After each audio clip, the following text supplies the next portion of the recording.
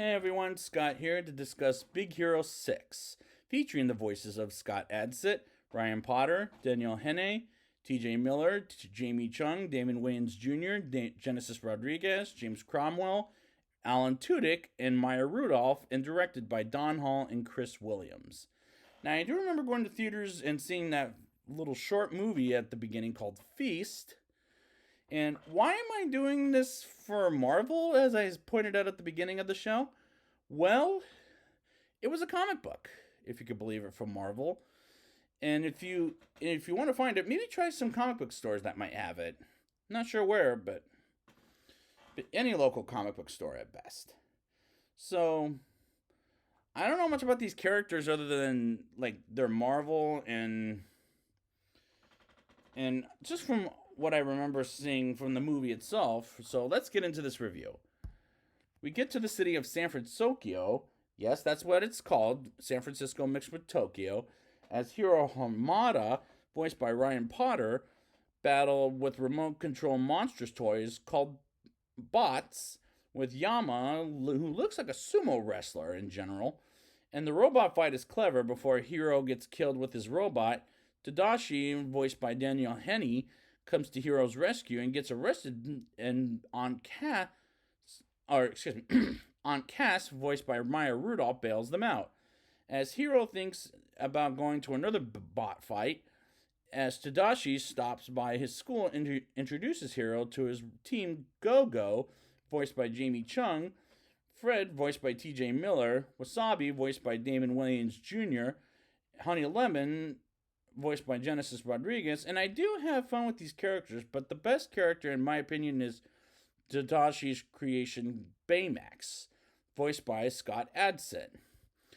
As he looks very huggable and adorable, Tadashi introduces the inventor of the parts Hiro has named Robert Callahan, voiced by James Cromwell, who is a good mentor until later on, and I'll get there when I get there, as Hiro tries to think of ideas to go to the nerd school. That's what he calls it.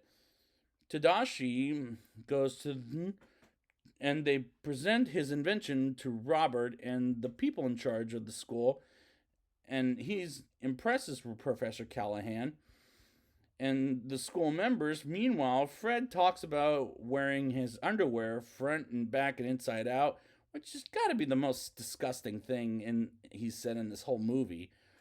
After this presentation, Hiro gets offered by Professor Callahan and Alistair Cray, voiced by Alan Tudyk, who wants Hiro's inventions, but goes with Professor Callahan, and they celebrate Hiro's exception to that school until Tadashi gets in a fire at the school and dies. And I do really like the characters, and the animation is very good in San Francisco. It looks gorgeous, in my opinion. After Tadashi's funeral, Hiro gives up what he wants and becomes distant from his friends and accidentally hurts himself. And Baymax comes in and Hiro tries to get him back deactivated, but Baymax picks up the microbot piece and brings it to an abandoned building while Hiro chases Baymax to the building and get in to see where the microbot place came from. And they go after Hiro and Baymax and find a mysterious bad guy in a mask controlling the microbots with his mind. Hiro goes to the police and tries to file a report, but is unsuccessful and gets back home to Baymax's charging space. And the humor is clever at this, to the point I'm laughing. Hiro decides, while thinking about Tadashi, to get the man in a mask and creates a suit for Baymax as he puts the disc to train Baymax karate moves and his fist pump and adorable, and that's adorable when Baymax does ba la la la la la la la or something like that, which is hysterical. They get to the warehouse leading to the bay, as Fred, Honey Lemon, Go-Go, and Wasabi arrive to save Hiro's life, and suddenly get chased by the masked man, and luckily get away from him by crashing the car in the bay. And Baymax gets them out of the water, and Fred leads them to his house. And I like these scenes with the clever humor, and it's a smart script in my opinion, too. Hero upgrades and trains Baymax, Fred, Honey, Lemon, Go-Go, and Wasabi, and giving all of them even his own costumes. And I do like the designing of the costume and Hero and Baymax, which was fun. And I wish I could ride on Baymax's back. It just looked like a lot of fun. They go on to an island where the masked man is at and find the masked man in the quarantine area. And we learn the story behind Alistair Cray, as had a woman named Abigail get lost got lost in the teleporter, and Cray was shut down from the government, and the masked man appears as they fight him to get the mask off, and they're unprepared as Hero gets the mask off of him, and it's revealed it was Professor Callahan. Ooh, where did you see that coming? And Hero wants him destroyed as he takes out the medical disc.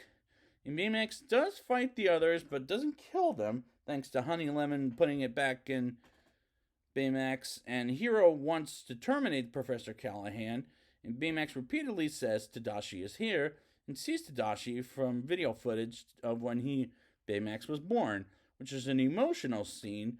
And we also learn Professor Callahan is Abigail's father, and the scene works great for emotional reasons, I'll say. Professor Callahan rampages to Alistair Cray as he's about to kill him, as Hero, Baymax, and the others go after Professor Callahan as he traps Go-Go, holds Fred, tightens Wasabi, and traps Honey Lemon, and Hero finds a way to defeat Professor Callahan, and Baymax gets out of the Microbots' strangle, and they fight back against the Microbots, along with Callahan, as he runs out of Microbots, and they defeat him as they see Abigail in the wormhole gravity thing, as it looks like clouds, like we're in the sky, for example. Hero and Baymax find Abigail's ship and gets her out of the cloudy world.